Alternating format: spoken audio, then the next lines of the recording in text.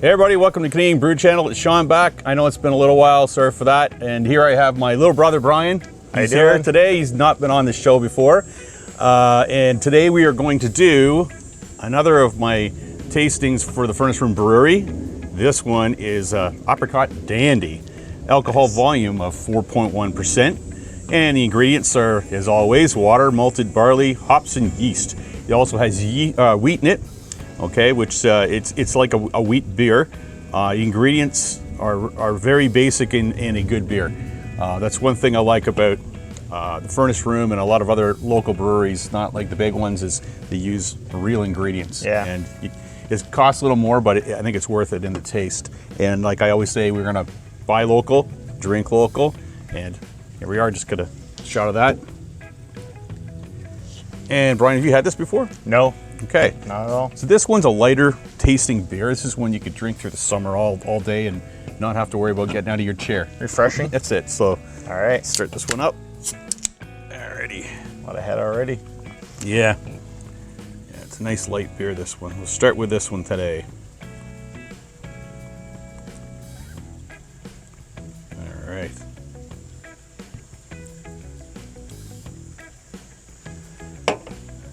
It's got a nice haze to it, which you get from a wheat beer. I like the color. And if you smell it, My head's a little large here. that's okay. You'll smell a little bit of that apricot Oh, yeah. in the background. That's good. Yeah, if you see that there.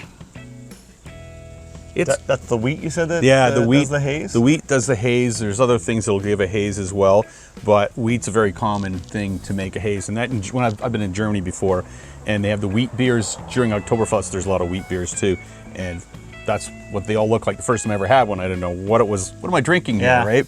Have a little bit different flavor, but That's cool. It's got a nice head on it. It doesn't just dissipate right away. Yep. All right. Sounds Cheers. good. Cheers. That's good. Yeah. That's smooth. Very smooth. It doesn't like bite like some of the other hoppies. No, it's lightly hopped. Very good. There's a good flavor profile as it goes to the back of your tongue. Mm-hmm. And it has like, they're trying to mimic that apricot, right? As it goes off your tongue, it just dissipates away. It doesn't hold on. Nowadays, a lot of beers that used to be bitters, there was a lot of very bitter beers. Those, they're not in the #1 running anymore. A lot of people don't like the real bitterness. It sits there and holds on your palate. And then you have to drink water after it or whatever, because you can't. I'm the same way. No. I've not been a person who likes that beer that kind of hangs on there. This is really nice. It's really smooth. I think the CO2 is a little high in this, which I like. I'd say it's, when you're talking beers, can see that. yeah, you're talking CO2 volumes. This one I'd say is around 3.4 to 3.6. So if you drink like a lager, there's a little less, like 2.5, maybe 2 to 2.5. As you get into beers that are more like fruit beers or a wheat beer, they might go up a little bit. And I really do like a higher CO2 volume. It just has a little bit of a bite on your tongue. Oh yeah. Almost not quite like a pop, but it's refreshing. That is very refreshing. Definitely a summer beer.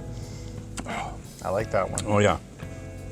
Yeah, this one, some of my friends who don't like beer much would probably like this beer because it has not that heaviness. It's a lighter, it doesn't have as much of a malty flavor to it. Yeah. It's a little crisper.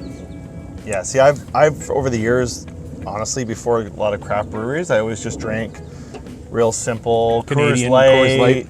Sleeman, Michelob Ultra, the girl beers. But ever since craft beers came out, I find myself gravitating to drinking more beer. I go on a patio.